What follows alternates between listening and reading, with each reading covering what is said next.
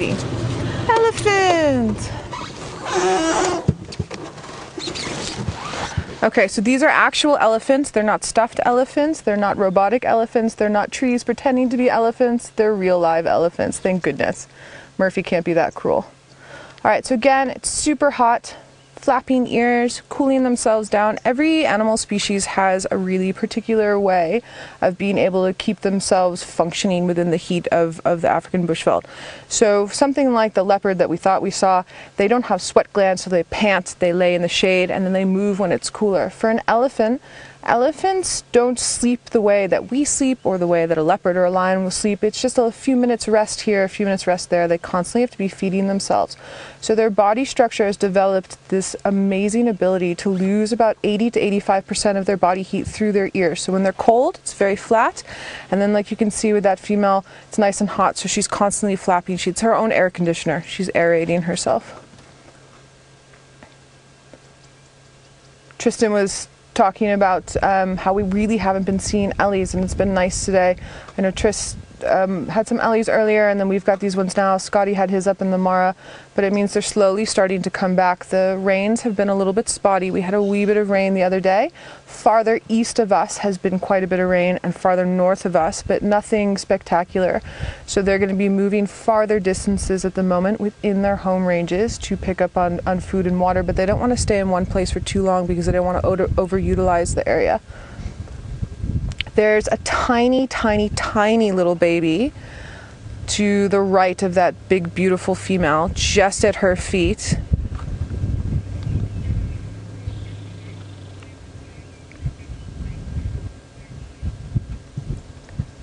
Tiny, tiny, tiny, tiny, tiny little baby. See there?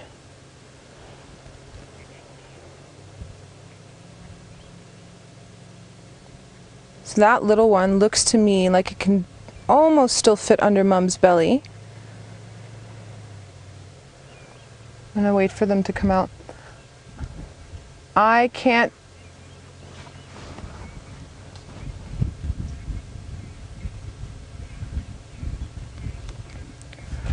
Proud Cat Mama, you're wondering how much does an average elephant calf weigh at birth? Between 100 and 120 kilograms. It's a great question. This little one here is flapping its ears quite a bit, but not hugely. I'm just waiting. It's standing up at a little bit higher than what I thought was Mum, but could be Auntie. There's another adult back there, so I just want to check. Usually, the rule of thumb is when she fits under the belly, it's still less than 6 months, and anything sort of over the belly, it's over 6 months, but it changes. Everything comes in small, medium, and large. But they're pregnant for 22 months, so by the time 22 months is up, you can see those females are hugely uncomfortable. And then yeah, 100 kilograms, so that's roughly 2 to 1 to pounds. So it's over 200 pounds. It's a big baby. Check there.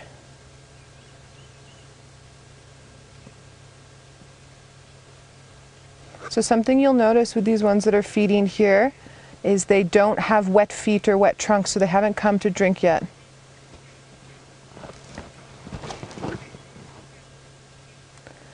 So Sing King, you're asking, do elephants lay down to sleep or to rest, or do they stand up? It's a really excellent question. That little teeny one that we were looking at, he'll lie down. He's tired. He gets tired little legs.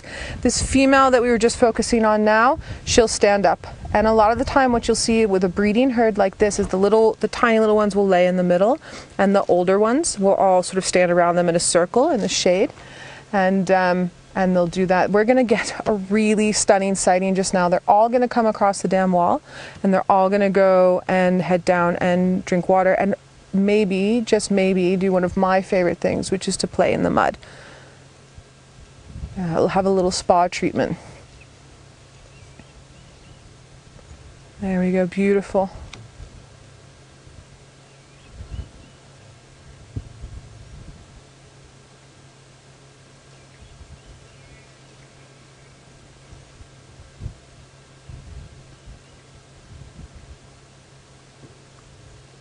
I don't know if you all can notice, but you can hear them in the bushes. You're not really hearing them when they walk. It's virtually silent. All right, what we're going to do is we're going to focus on the female that's in front. She's going to come down and lead, check that everything's okay. Then the rest of the herd will follow her down. Watch how they come down this little incline.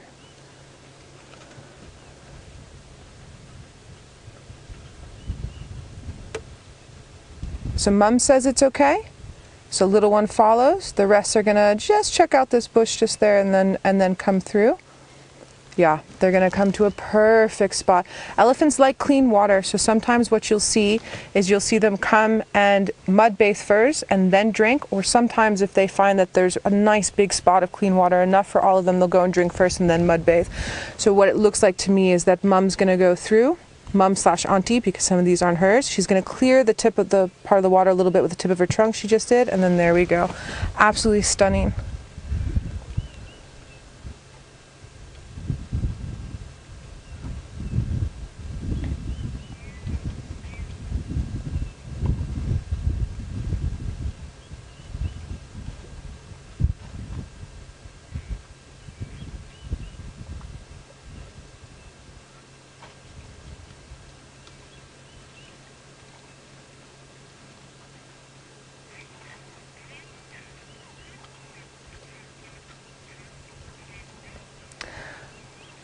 Glenda, I think you asked how much water can an elephant trunks hold, or was it how much muscles? Sorry, Megs.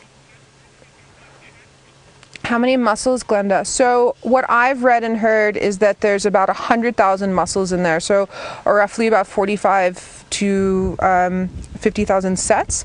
But I have heard other guides give a little bit of a different number. That's what I know the best to be. It takes them about 2 years to learn how to use it, and then their whole life to perfect it. Very similar to our own human bodies. It takes us about a year, year and a half to be able to learn how to walk, and then our whole lives to develop how we function with our body. The little tiny baby is coming down to drink next to what is now its mom. So originally that little baby was next to the matriarch, that big female that came down first, but now look where this baby is situated itself. I just want to have a look with my binos. Elephant breeding herds are very communal. So like having an extended family. The way that I grew up, for instance, you know, lots of brothers and sisters, and then you've got your grandparents living with you, your cousins sometimes live with you. That's how a breeding herd works as well. And so everyone helps take care of everybody else. There, now the matriarch's going to start to mud bathe like we talked about. So she had all of her clean water. She's got her own little patch. She's not going to disturb the other ones from having clean water, and she's going to throw that mud on her to cool herself down. And with the way that that little one is drinking, I'm going to put that little one, I'd probably say 8 months, 10 months, right around in there.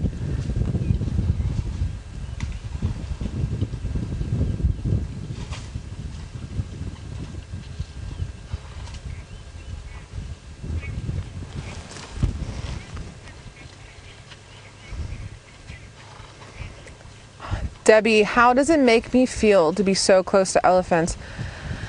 Debbie, I absolutely love elephants. I love elephants from a vehicle. I love elephants from on foot. Right now we're probably about 80 meters from them, but I've had many an occurrence where an elephant's been right next to me. I've had an elephant smell my face. I used to work with this little male elephant who would come up and chew on the side of the vehicle. He had a problem. So for me, it's not, I have no issue with it. It's really something special. I had a moment last year where we were with a breeding herd, and the matriarch came right up next to the car. Her eye was literally not right next to my face because I'm sitting short in the vehicle, but just above my head, and she stood there staring at me with her eye, and I stared at her, and it was just one of those magical moments. I don't even have words to describe. So I get a very calming feeling with elephants.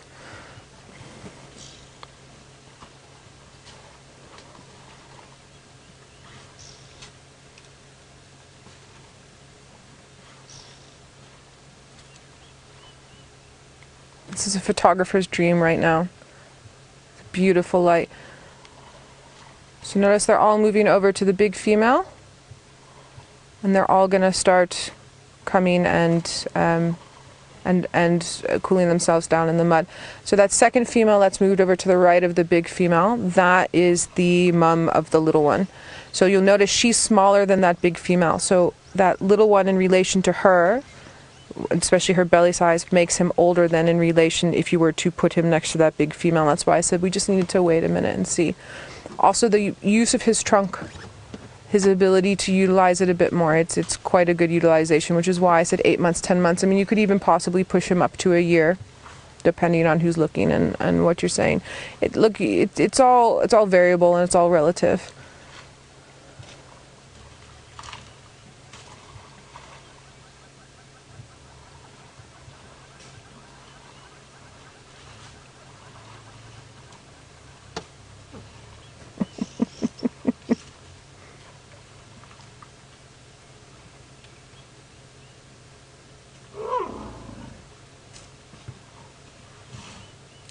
That sound you just heard there, that matriarch, there's an older calf that's there, and the older calf is trying very hard to nurse off of mum. So that matriarch is looking pregnant to me. She's not sitting heavy, but she's sitting heavy enough. You can see when she turns there, that bulge. Sometimes when they're heavy enough, if you look, yeah, perfect, thanks, Gendre. If you look right where Gendre is focusing on now, you can sometimes see the baby move. We might get lucky. It's sometimes when she breathes, it's moving, yeah, and then sometimes you can actually see where the feet and everything is kicking through. But unfortunately, she's moving off, so we're going to have a little bit of trouble getting that. Very similar again to humans.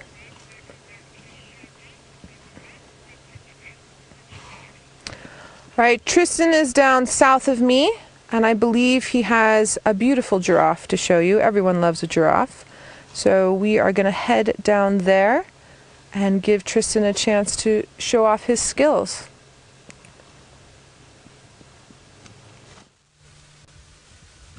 Well, everyone does like a giraffe. They are quite cool animals. At the end of the day, they are a little bit different to everybody else, and I'm sure Noel is absolutely loving the fact that there's some ellies around. And it just goes to show you, we had the most quiet morning, not a single animal around.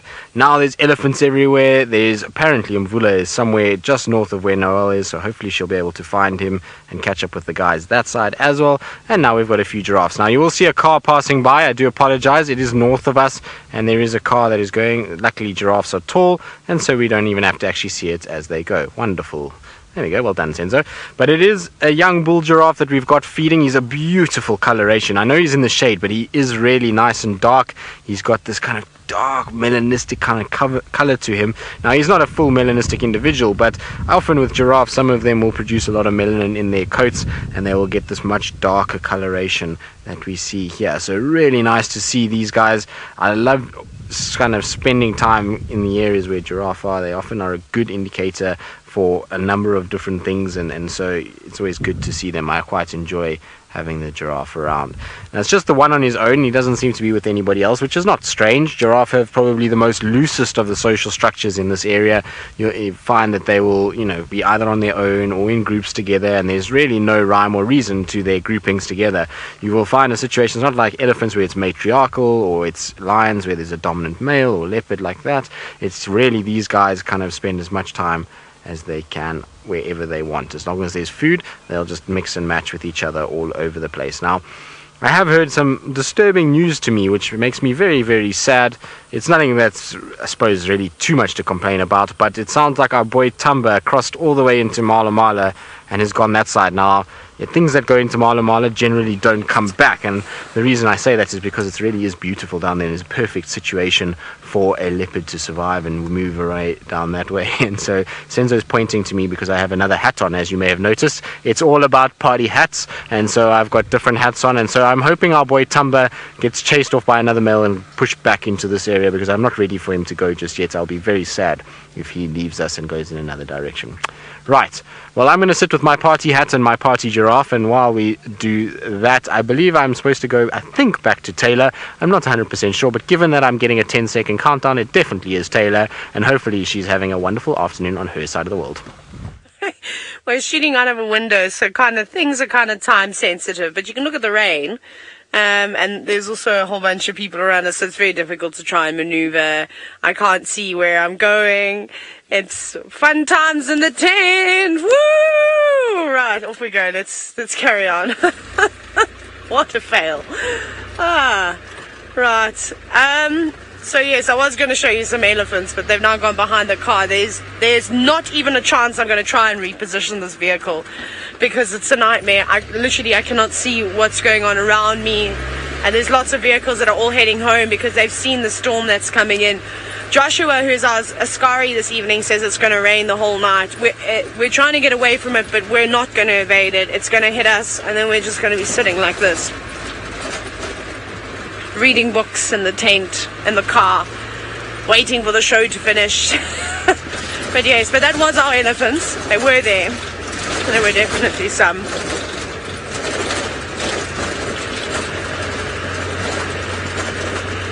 Now, Kaylin, you're wondering if the Mara's got any active volcanoes or it has any earthquakes. I'm passing that question on to Jahawi. Jahawi? Not in the Mara, but there might be some places.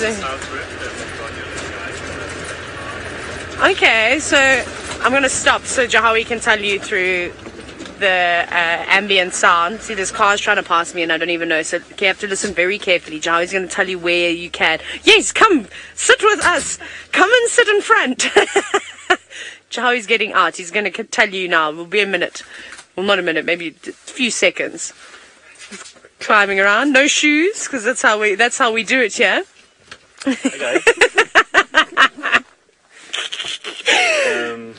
Yeah, so not in the Mara, there are no volcanoes, but not too far away from here they are. It's called Oldonyo Lengai, and it's on the border of Kenya and Tanzania.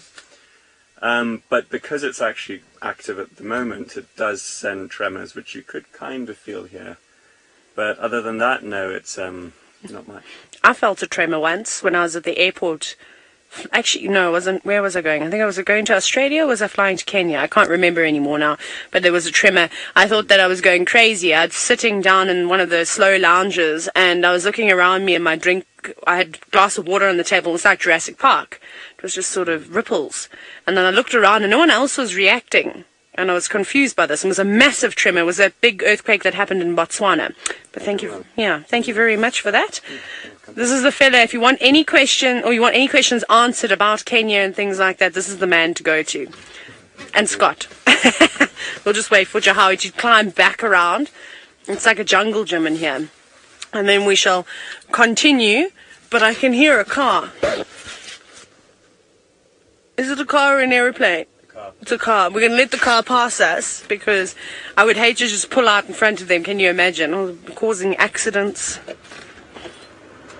Right. I think it's safe.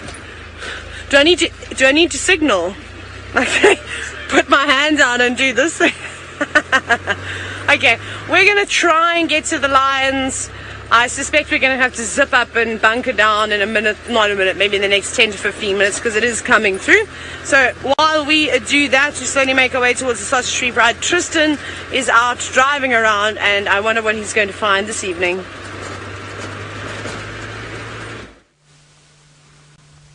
Well, I'm not sure either, Taylor. Hopefully it will be lots of interesting things. I do have one thing that's on the side of the car, so while we look at the giraffe, I'm just going to quickly come and get it because it went off the side, so I don't want to have a situation where it gets lost. Oh no, what happened to it, Sens? Did you see where it went? So apparently we had a... Oh, there it is. It just blends in so well, it's difficult to actually see it. Come on. There we go. Now I wanted to get this because I wanted to show all of you what it looks like. So the giraffe is behind me, and giraffes have great camouflage, but not nearly as good as this fella. Now look at this. So it is turning, and I'm going to turn it around so that you can see, but there is the branch. Isn't this incredible? Look at the coloration and the detail on the stick insect. So this is an insect. You can see it's got its long body, and then it's got... Oh, fly out of my way. Maybe the fly likes my sombrero. I don't know. But anyway, it's got these long legs. It's got this kind of a beautiful coloration that comes down. Little antennas. And the eye is just here in front. And then these legs in front that kind of touch things and try and find. But that camouflage is absolutely unbelievable. You can see why it is difficult to see. It kind of fell onto the car. I don't know how, because we haven't even been off-road really. I suppose we were with the Ellies. And so it fell onto the car and has been crawling around, and Senzo managed to spot it, and then it jumped off onto the side. But it is absolutely awesome when we get to see these guys. I love these stick insects, and this morning I was actually discussing them as to how long they can get.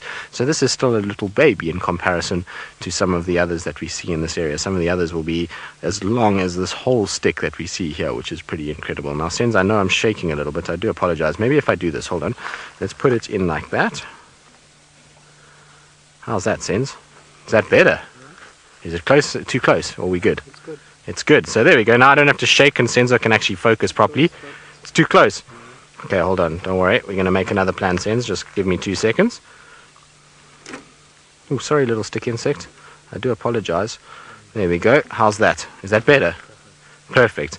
So not only is that perfect, but it means I can get back into the seat, and so that I can hear Megan if she's got any questions, because obviously out the vehicle I can't hear very much. But that's where our little stick insect is positioned. He maybe can be our mascot as we drive around. But how cool is that little sighting? Isn't that amazing? I love the camouflage in these guys, and you can see Senzo's got the eyes on the front and the little antenna. Patty, you say this is the biggest one you've ever seen. Well, like I say, this is still a little baby in comparison to some of the ones we get out here. Some of the ones are as thick as that stick that one is on, and probably about double the length. So we do get some absolutely massive stick insects in this area. It is a really beautiful creature, and I absolutely love these guys. I think they're fascinating. The fact that there is an animal that has evolved to camouflage as well as that has is really something astounding. Now, this particular individual is quite out in the open and is really long-legged, and so it's easy to see, and it's not difficult for us to find it when it's on a stick like this. But imagine that on a foliated tree, how difficult that would be to be able to actually see and to pick up.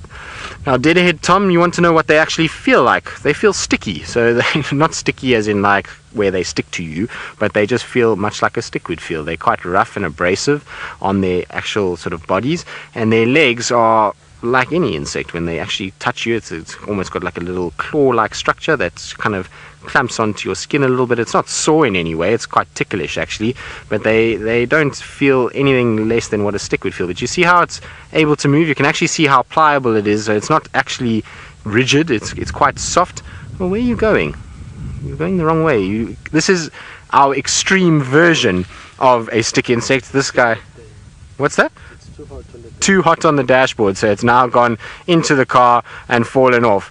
Now, of course, I've set this all up thinking that this would be a fantastic idea. What I haven't realized is that I've got to drive like that, so I'm going to take that off. Not that it means anything when I'm wearing a sombrero, because everyone thinks I'm a fool as it is already, and people have laughed at me and taken photos already. Once again, it's the same guide as well, funny enough, that was laughing at me because he saw me in the giraffe onesie the other day. And he said to me, do we dress up like this every day? And I said to him, no, not really. This is just a special occasion because it's Scotty's birthday. And now Scotty's not even in the show. He didn't wear a hat. Oh, I'm all quite sad. The problem with my sombrero is it doesn't really fit. So every time I'm driving and the wind gusts, it like pulls me backwards and falls back and almost chokes me to death. So I need to try and just balance that out and figure it out.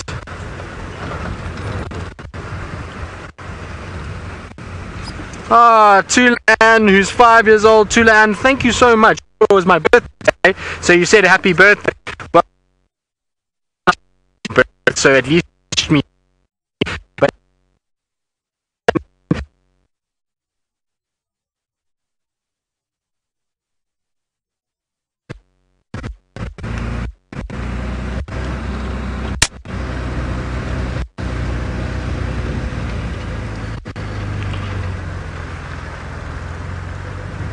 now, sorry about that, Tulan. We went through a little dip and we lost reception. But thank you so much. I really appreciate it. And I will hopefully have a really nice day. And I hope that you're having a wonderful day as well. And say hello to Tucker for me as well. So, Tulan often asks the funnest questions. And I know that you loved our giraffe onesie. And so hopefully you like my sombrero as well, Tulan. I'm trying new hats today, and so I've got this hat on, and then I think later I might try a little different combination of the hats and see. Maybe we'll get a bit fancy. Oopsie, my hat is falling off. That's what I was talking about. It chokes me a little bit when it falls off, so we don't try and squish that down a little bit so that it doesn't fall off. But I'm going to go and explore Chitwa today. We seem to have a few little gremlins. If I driving around on Djuma with Noel, so I'm on Chitwa. I'm going to go and scratch around and see what I can find. Like I say, I'm a little sad that Tumba has gone all the way to to Mala Mala and down that area, and so I want to see if maybe some of our other leopards are around. I believe Husana has gone south also towards the Mala Mala boundary, and so has Tingana and Shadow. So all of them are moving in that direction. What's going on down there? I'm not. So while I explore Chitwa, let's go back to Noel, who hopefully will have far better news regarding our in Djuma area.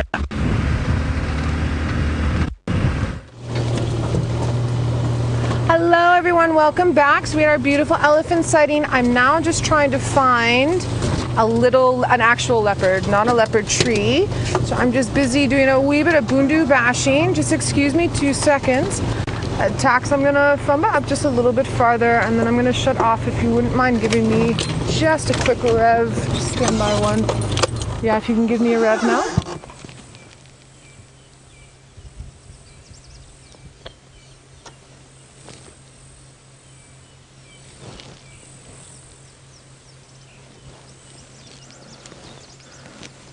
Tax, just confirm you're about 400 meters in.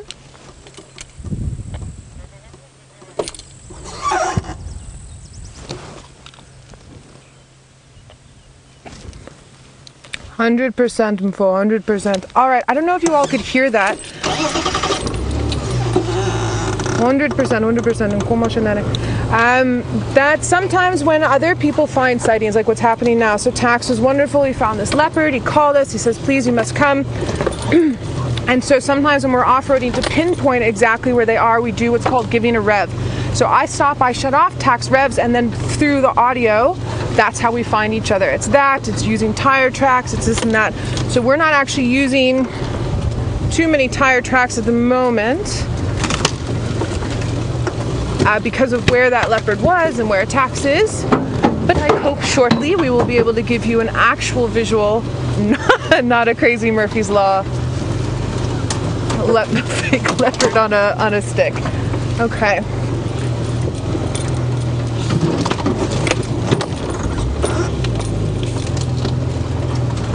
Come on, Jigga. Okay, let's see if you all can spot the leopard before me, or maybe you can spot Tax before me. Our audio that we had was roughly here.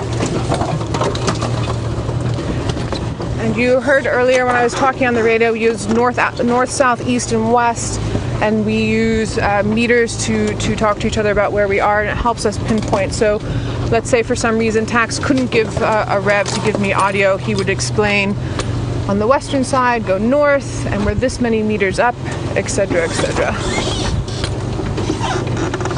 Just come back and around. And then of course, while we're busy doing this little bit of bundu bashing, we also just need to be careful of stumps and aardvark burrows and zebra wood, which will take out your tire one time, no problem. I also have to make sure that I don't send Jandre off the back. We need him, his wonderful camera.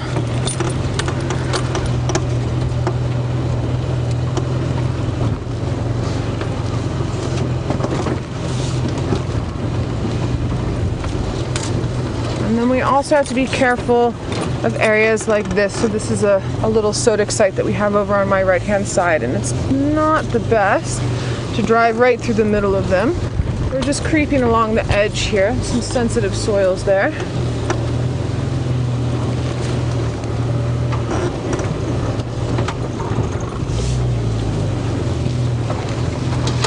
So Ramit, you're asking what drove me to become a guide. I'm so sorry I'm not looking at you as much. I'm busy looking for aardvark burrows and things. Ramit, it was actually kind of by accident. I was living in Tanzania, writing grants for a nonprofit for about a year, and then got sort of tired of doing that, and so I decided to come down, and that's affirmative tax. I'm just busy live at the moment. I heard your audio perfectly. I should be with you shortly. And I decided to come down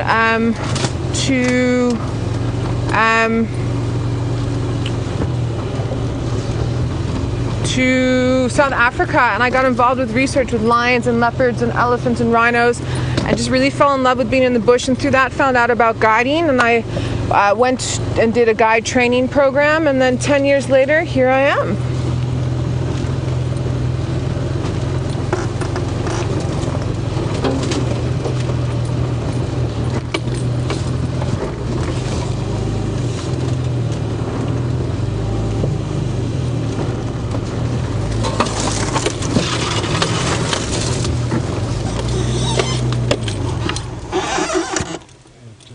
Did you get him? Thanks, Chandra. So this is why we have two people on the vehicle. It's not just because Chandra does camera. He's also sitting up much higher. He's got good bush eyes and he helps me out. So Chandra wins. He's spotted first.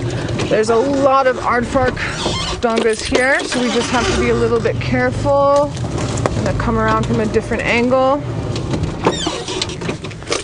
And we try not to stall out as much.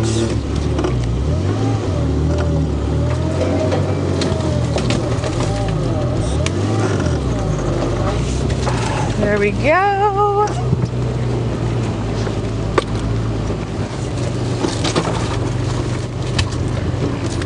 Taxon, thank you so much. I've got your visual. I appreciate all your help.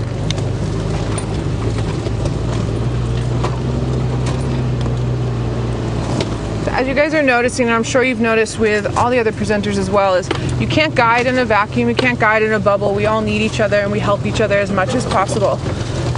Because, you know, in the end, it's not just us on this vehicle, but it's also the guests in the other vehicle, and then everybody here. You want everyone to go away having the most amazing experience.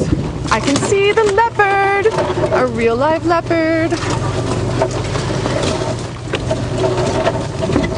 It's not a pretend tree.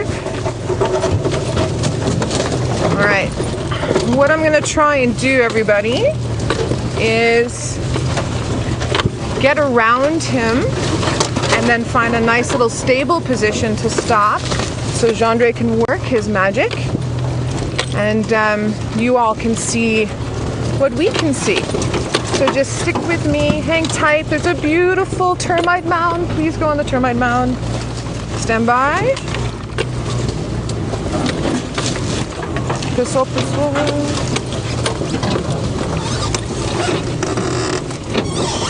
Oh, sorry guys. I'm getting used to the petrol Land Rovers, which I have to say I've never driven until I started working with Safari Live. Their clutches are a little bit more touchy than I'm used to. Also, I'm a woman driver. Careful. That was a joke, by the way.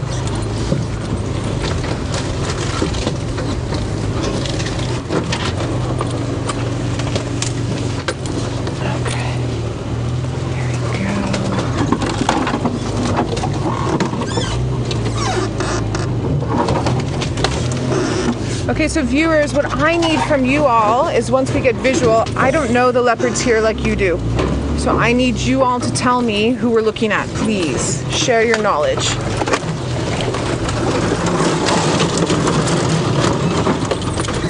He is a beautiful boy. You know, to be honest with you, I actually think this might be Mvula. I've seen Mvula a couple of times. I've worked in and out of this area a little bit, and I have photos of him, and you see the size of that dewlap. That is an old male, but I know you all have been talking about, I think his name is Tingana. I've never seen him.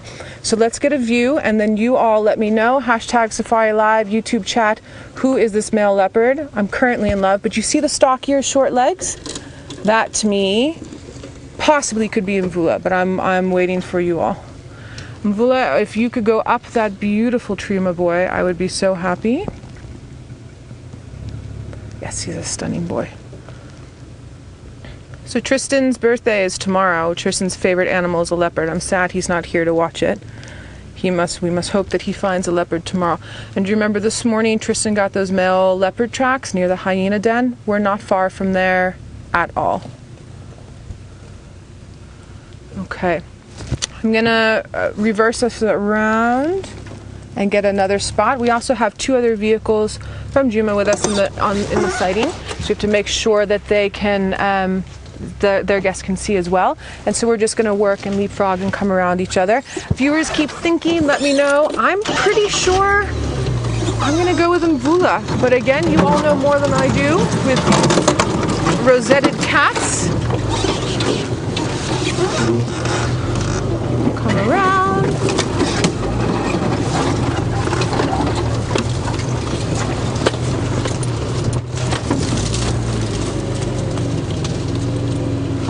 Chandra, I'm gonna go around like that. We're gonna take a nice big loop around and then give him time to walk towards us. So as you saw, super, super, super relaxed male.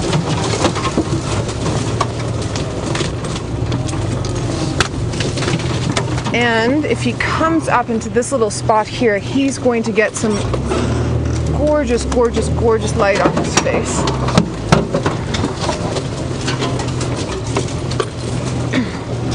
Okay, let's try this for now, see what we can come up with. I know there's a few branches in the way at the moment. Okay, if it helps any of you all decide who he is, I'll give you the spot pattern just now with my horrible binoculars that told us about our leopard branch. James, you're saying 100% Mvula. All right, I feel redeemed from earlier. Thank you, James. Thank you for confirming what I was thinking. Beautiful, beautiful boy. I was shadowing Tristan the other day and we saw a young male leopard. I'm so sorry, I can't remember his name just now. And when we went off air, I said to Tristan, I was like, yes, but that looks like Mvula. And Mvula is his dad. There's something about those almost bulldog-like legs that he has in the front. Okay, so he's not going to come towards us like I was hoping. He's going to carry on a little bit that way. So what I want to do is to give us, again, the optimal view is let's just come around him a little bit. I also don't want to get in the way of anyone's photography from anywhere else. So we're just going to come around. Sorry, I'm super excited. I hope you all are as excited as I am. Elephants and a leopard in one game drive. Really does not get much better than this.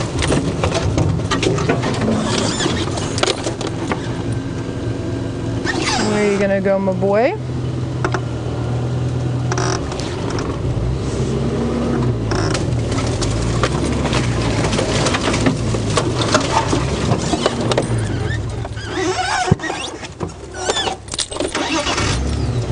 Sorry, Jandre, I know I'm stuffing you around a little bit, but what he's doing is he's actually trying to figure out what his best course of action is, and he's smelling. I'm amazed he's not doing any scent marking, but here we are, viewers. Moment of our day. Hello, my boy. So the last time I saw Mvula was in 2013. I'm in love, everybody. Definitely in love.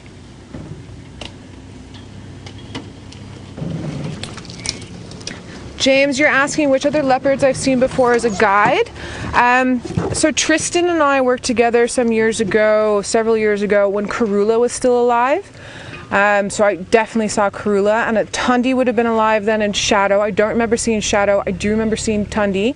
There was also a huge male leopard, much bigger than Mvula. His name was Mafufanyan, that we used to see in shortly after that stint. Mafufanyan passed away. I'm trying to think whom else. There was a young male I've been trying to find the photos of from 2013 that was up in a tree on one of the on Gowrie, Maine, and that I need to show Tris, or actually I'll see if I can download them on my phone. You guys can see, so we can figure out who that was. And then many years ago, the viewers that have been watching for a long time, just after Wild Earth and Safari Life came out with their 3D cams, I was here for an interview and we had a young male leopard. It actually might have been Tingana, but I would need to again have a look at the ones that are old, because remember, young male leopards, they move out of a territory after a while. So a male is not necessarily going to stick around too long while Mvula is here. Sorry everybody, bouncy. So he might still be around, he might not still be around. Tristan was telling me some super interesting stories about several of the younger males being together in the area, trying to sort out who's dominant and who's working what areas and who's going to take over. And it's a really interesting concept. James, I actually can't think of any other leopards that I would have seen from this particular area where you all would have viewed them. But over my career, I've definitely been lucky enough to have many, many, many leopard sightings and some incredible magic sightings. There we go. That's quite lovely there. He doesn't look overly full. He looks like he's definitely eaten something in the past couple days, but nothing big. And because he's not scent marking, to me it seems as if he's doing a little bit more of checking for hunting. It's also still quite warm. So the fact that he's moving the way that he's moving in this warmth is very, very interesting. All right.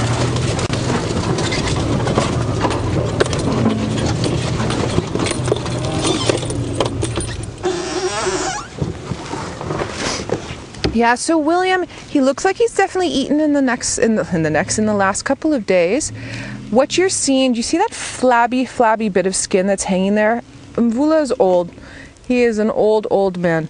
So some of that is because of his age and it's sagging down, and then a lot of it is, you know, when you're young, your skin is very elastic and it comes up and then it'll go down. So when he fills himself full, it'll go elastic, but now it's not contracting as much. So I would say he probably either ate about 3-4 days ago, or he just ate something really, really small. So yeah, I think he's hungry. I don't think he's starving, but I do think our boy is hungry. I don't even think you guys can understand just how excited I am right now. I love this leopard.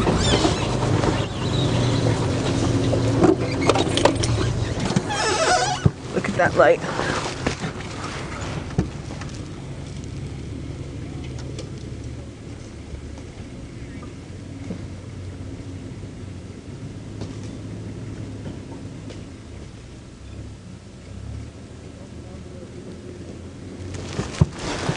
There's a beautiful little termite mound up ahead as well.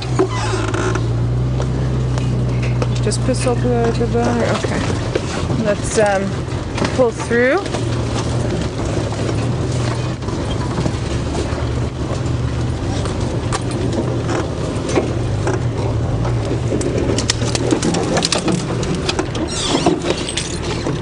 Sorry, Zandre. All right, while we keep up with Mvula, Tristan is wearing a very sparkly crown and would like to say hello to everybody. So let's head on over to Tristan. Well, we are all the way down in Chitwa. Unfortunately, I found tracks for a male leopard, which I think could be Quarantine's tracks, maybe. They come from Torchwood and right on the sort of eastern side of Chitwa, which is exactly where I saw Quarantine the other day, and they were going south. Nice fresh tracks, but I unfortunately have no signal there, so I can't really follow any further. They turn a little bit more towards the sort of Cheetah Plains driveway area, so I've had to kind of leave them where they are for now, but that's okay. We'll just carry on and maybe we get lucky and that track comes round again. I'm going to check along the southern side of the airstrip and just see if maybe he turned and cut across this direction. But it was nice to see those tracks. They looked fairly good, like I say. They were nice and clean, and I'm super happy that Noelle got to see Mvula. Out of all the leopards that we have here, I'm sure she has seen Mvula before. I know that she knew about Mvula for sure, and I'm glad that she got a leopard on that side, and it was worth her staying in that area and me coming south at least. So that's good news. And what we do have, at least, is not a leopard, but we do have something that leopards like to eat. And these ones on the airstrip are generally very relaxed and very chilled, and I'll show you what they are now. You might be able to see them up in the distance, but there is a few of them just sitting kind of feeding off the edge of the runway, which is quite nice. So there is a whole family of warthogs. Now I don't want to go too far just in case they're not the relaxed ones, because sometimes they aren't relaxed ones, but you can see that this family looks as though it is fairly chilled. They're just sitting. They haven't even flinched since I've been coming up here, so I assume that they are going to be nice and chilled. Like I said, the ones on the airstrip generally are, because of all the planes that come through here. They hear planes landing and taking off, and they see vehicles and all the rest of it, and so they generally actually get fairly relaxed quite quickly, and you can then spend quite a bit of time with them. Now It looks like that female also might be pregnant as well. I can't see nicely. It's quite far away at this stage, so you can see a bit of the heat haze in the back, and that's what I was referring to when we started the drive. It's still very hot, and the fact that you're getting serious heat haze already at 5 o'clock in the afternoon means that it's still very warm out here, and I don't think we're going to see too much of the animals out of the shade just yet, but it'll start happening slowly but surely. I'm hoping that little Hosanna is somewhere on the southern side of Chitwa as well. I'm going to try to get a little closer to these guys because we are still very far away, and maybe we can get to watch them rooting up all kinds of things. I'm interested to watch the warthogs here because I remember watching them a few years ago when I worked at Chitwa, and I always used to giggle at watching them in this area because the reason why is it's a tough area to negotiate. And you might think, well, why would it be a tough area to negotiate? It's open, it's clear, it's the perfect conditions for a warthog to survive.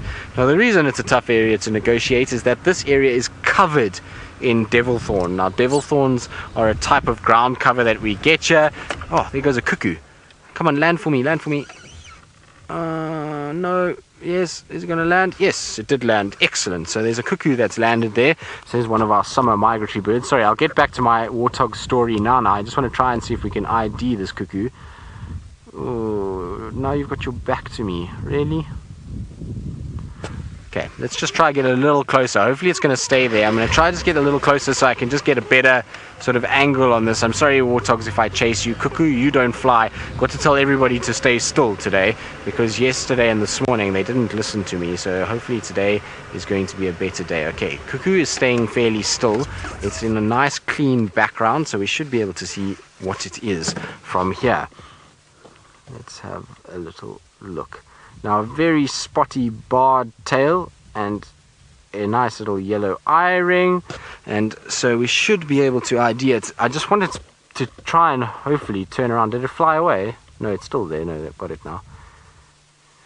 So we get a lot of different species of cuckoo in this area. Now, this is one of the grey cuckoos, which is what I refer to them as. Of course, this is not scientific in any way to call them grey cuckoos, but there is a few of the birds that we get out here, or well, particularly of the cuckoo species, that are grey in coloration, and they are difficult to identify and to tell which one is which. And I'm going to show you the ones that we do get here that are this grey coloration. So the common cuckoo is this individual over here, which is what I think that bird was. I didn't see too much yellow around the base of the beak. You can see there's quite a dark beak on the common cuckoo, also quite a heavily spotted tail and barred with that little white trim on the edge of it. So I think it was the common cuckoo. Like I say, I didn't get a really good look at the beak, but it didn't look like it had very much yellow in it at all.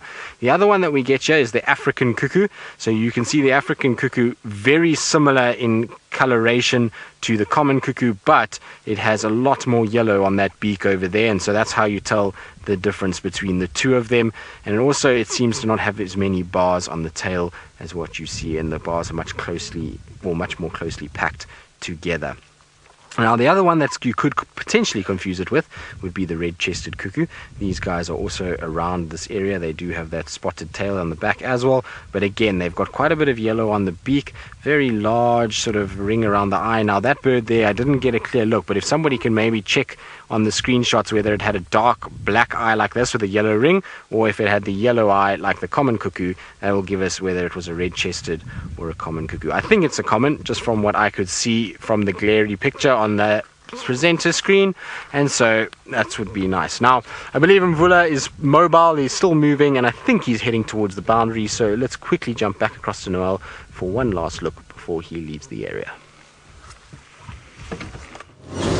Hello everyone, so we're back here. We've got Mvula still, but sadly he's very close to the boundary, so we're gonna see what we can do about getting you a bit more of a view before he heads off into the wild blue yonder. He's just debating what he wants to do at the moment.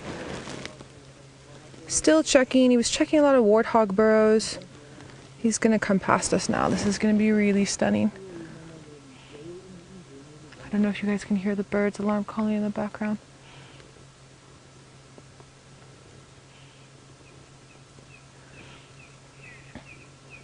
Alright. So you'll notice where he's just walking now in front of the two vehicles from Djuma. You saw that tracker that's sitting there. These guys, these trackers are amazing. They have wildlife come right up to to their feet, sometimes smell them, sometimes lick them. I'm just going to reverse just a bit for a little bit of a better visual. And they sit still, and it's par for the course, and they really, really do amazing work. All right, I'm just going to reverse without putting Jean-Andre too much in a tree. He's going to come into this beautiful little open spot there. Have a look at you guys while we wait. All right, you can still hear the bird's alarm calling. And notice when he's walking with determination. He doesn't have another care in the world. Yes, you will get interactions between predators, and yes, other predators can kill themselves, but a big old male like this really doesn't have too much to worry about. He's very secure in himself.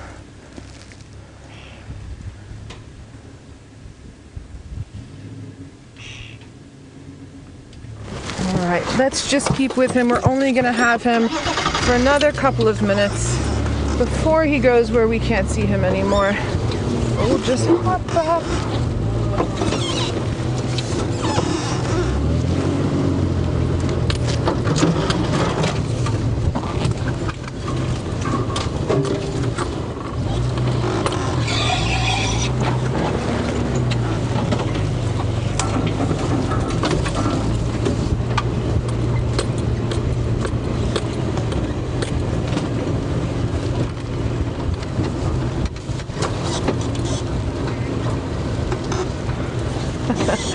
Thank you, viewers. I'm also happy. I didn't find him. Daxon found him, but I'm happy that he decided to show himself to us. Definitely extremely happy about that. Especially after everyone's been waiting so patiently with our very cold and sort of windy mornings where everything seems to be hiding from us. All right, let's just come up onto the road a little bit.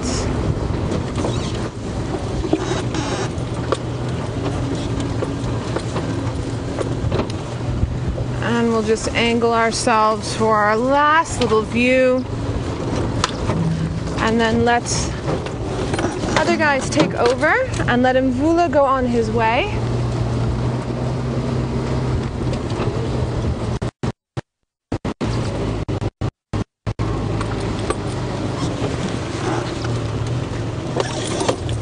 And here we go.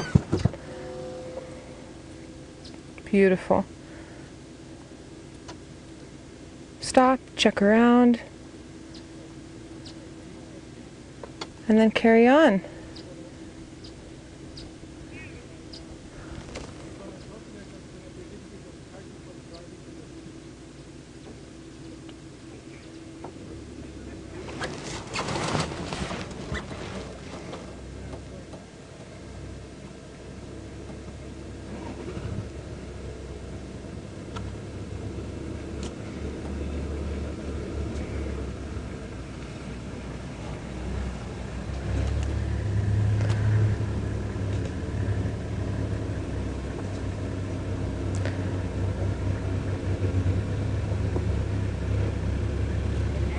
All right, perfect. So there we go. He's off on his way. Taylor, in the north of the continent, well, northeast of the continent, has found us some lions. So now that Mvula has headed off, we are going to hand over to her. Taylor, enjoy your lions. I hope you're having an amazing time up there today. Wonderful that you got to see a beautiful male leopard on your first afternoon drive with us. Very cool. He's one of my favorites, Mvula. But now we have not got a leopard. We have got 3 beautiful male lions, and you saw them this morning with Scott. It is the triangle boys, and the 4th one is obviously on a walkabout somewhere else. I'm not sure where he is. I haven't seen all 4 together, and from my understanding, from what the guides have said, is that he doesn't really stay with the 3 other coalition members permanently. He just sort of wanders through and visits them every now and then. But we're shooting out of the window, just so you know. It's now started pouring with rain again. It's quite a heavy drizzle, but you can see the rain is coming. We thought at one point, because we actually put the covers up, that we were going to get lucky and the rain was going to go towards the south and it was going to skip the escarpment. We thought, okay, if we come here, that's going to be perfect. We were wrong. We were horribly wrong. It is now engaged all the way onto the escarpment and is making its way around swiftly towards us. So that's going to be quite fun. And I think it is going to be nice soaking rain. We do need it though. We've gone quite a few days without a decent amount of rain. You can see the grass has actually changed color quite a bit. It's not as beautiful and green as what it was. It's sort of more golden yellow now, like what the grass looks like around Serena, I suppose. But yeah, so it's good. And every time we have had rain as well, it's always been these short, quick downpours, which are not necessarily ideal. Sometimes a quick downpour does more damage than anything. It can cause a lot of erosion. So this sort of more gentle rain that's soaking is going to be really, really good for the grass. Are those vultures making that noise? It sounds like there's starlings, or I'm just having a look. I think in this balanites tree, you can just see the corner of it. There's a bird in here that's going... You can hear it. It's alarming at the lions. It's a lilac-breasted roller. Well done, Jahawi. That's fantastic. It almost looks like we're actually filming through binoculars. You know when you take a picture with your cell phone through a pair of binoculars? That's what I feel like this looks like at the moment. So that lilac-breasted roller is very unhappy with the lions and is expressing it at the moment. That's that sort of... We'll see if it does it again, and then I'll sit quietly so you can hear. I don't know what the lilac-breasted roller is really worried about, sitting all the way on the top of the tree. Perhaps he's doing his duty as a fellow citizen and alerting everyone else. I can see that the radio is going, but I have no comms. Do you have comms? I've got a question from Paula. Can I please have the question from Paula? I have no comms with FC. I don't know what's wrong with my earpiece. Do you remember it? Do lions, why don't they find shelter? I see there's a problem here. Okay, so thank you very much. So it's a question from Paula, and it is, why don't these lions find shelter from the rain? I think that's what it was. I see there's a connection problem here on my earpiece as well, which is why I'm not getting any communication. So, they're probably going to get a bit annoyed with it in a minute. You saw when they were sitting, their feet sort of almost just over the tops of their heads. They've also got a big mane though. They've got beautiful big manes. So I wonder if some of that hair actually isn't protecting their face. And I suppose as long as their eyes stay nice and dry and the ears don't get too wet and they can bury themselves, it's like having a blanket on them anyway with their coats. See, that's pretty much what they were doing. Look at all that hair flopping over. So it's also not too hard just yet, but if it does become torrential rain, although I feel as though the lions of the Mara are well adapted to rain because they get it so often, is they might just move under the balanites tree. There's quite a thick canopy of leaves on top, so it should provide a little bit, unless the wind picks up. Thankfully, it's not howling with wind at the moment, because if it was, then I think they'd move. They might even use us as shelter, might use the car. We can also get to a spot now where the rain is going to come inside the vehicle. It's okay for now. It's not blowing too badly, but it's a tricky spot. Yeah. We need it, though. We really, really do need it. I think it's going to... next few days the bush is going to look beautiful and green again. Now Scott said he also had the sausage tree pride, the 2 lioness with the 4 youngsters. We went and had a look in the spot that he said. Unfortunately, we didn't manage to find them. I don't know where they've gone. They might have moved out. We did hear some guinea fowl that were frantically alarming, so they could have gone into the lugger. That would be a good spot to try and keep out of the rain. I don't think they would have enjoyed it as much. These boys seem to be quite tolerant. Megan, can I have a comms test? I just want to try and figure out what is wrong with my earpiece and why it is all of a sudden not picking up comms at all.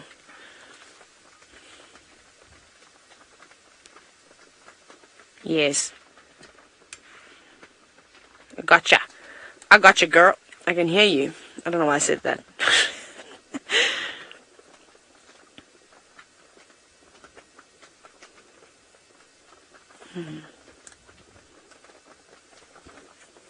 Now, Snazzy, thank you for your question this afternoon.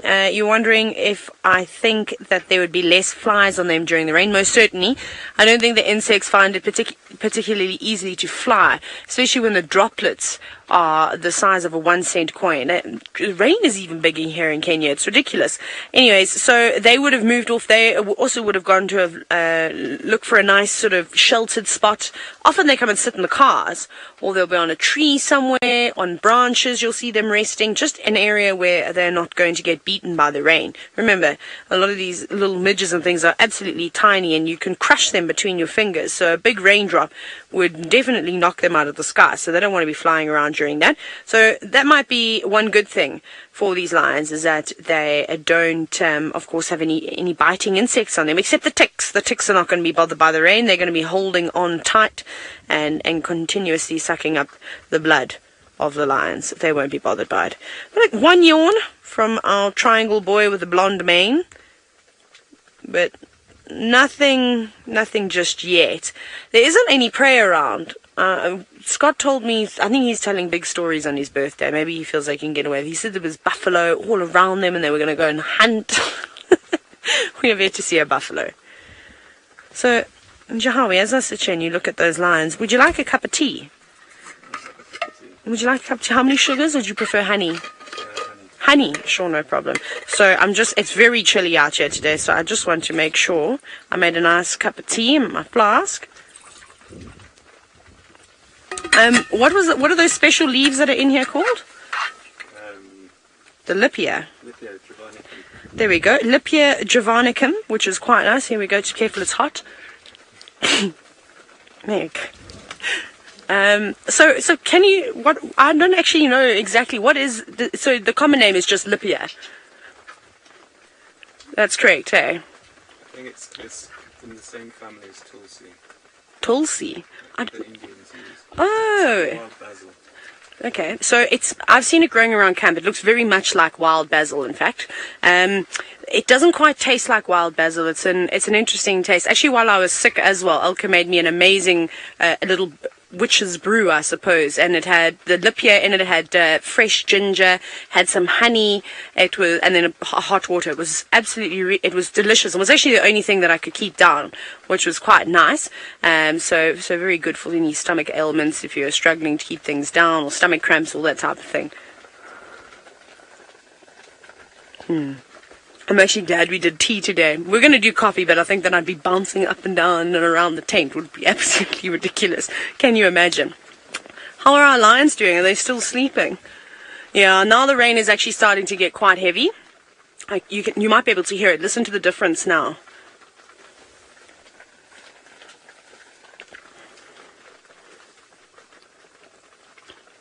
You hear those drops? It's not looking good for us. Now, Jamel, you're wondering if the rain would help predators hunt? Absolutely. And this is why we always cringe, is that every time I've missed a lion hunt, and I've missed a few here since I've been in the Mara, especially when I first arrived in the wildebeest and zebra just at the foot of the escarpments. And unfortunately, it wasn't because we weren't at the right place at the right time. The rain would just come down so quickly, and we didn't have these very fancy covers that we've got now.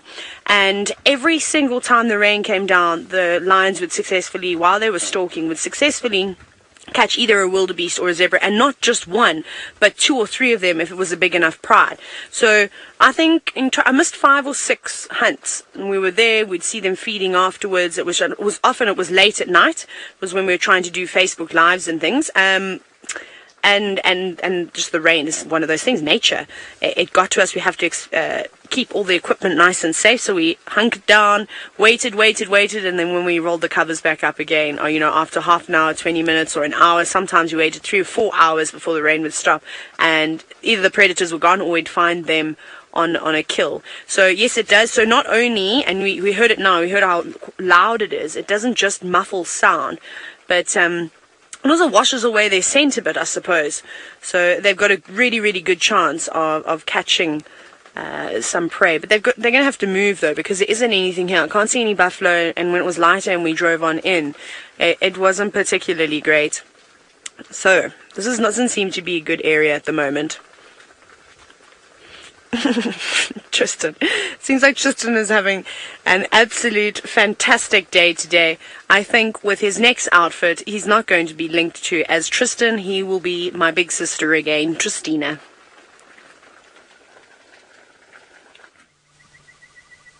Well, indeed, I am having great fun, and I also have a friend that has joined me. So we picked up the crown to put it on, and well, as you can see, I now have a stick insect friend that has decided that the best place to perch is right between my eyes. It almost feels like I have windscreen wipers in front of my face, and hopefully it will keep all the bugs away and I'll have a good time as I drive along. But there you go, my little stick insect friend is joining the hat party. Maybe it felt a little left out that it wasn't on the hats and wasn't having its own time. So we'll leave it there for now. It can just do whatever it likes on top there. I don't really mind. But we're down at Chitwa. We've just been slowly bumbling about, and we've been kind of moving around and trying to just see what's happening out here. Very little really. Unfortunately, can't really find any more leopard tracks. I was hoping that maybe I'd find tracks for Hosana or Tamba or Kuchava coming towards this area. So I'm going to check behind Chitwa Dam wall, because it's been so good to me anyway the last few days that, well, why not? Why wouldn't we? It seems like a logical thing to do. Now, stick insect, what are you doing? Because you're now going onto my eyes and I can't see if you put your feet in my eyes. The help these days. Can you just see what is going on here? No, that's not comfortable. Off you go. There we go. That way. No, there. Okay, that's better. As long as it stays up there, it's okay. But it keeps putting its things in my eyes, and that didn't sound very good at all. But I'm talking about its legs and its antenna and various other things, and not anything else that the mind might wander towards. Okay, no, this has got to stop, because it's really not very comfortable to drive with a stick insect on the face, to be honest. Really. Like I say, can't find decent help these days.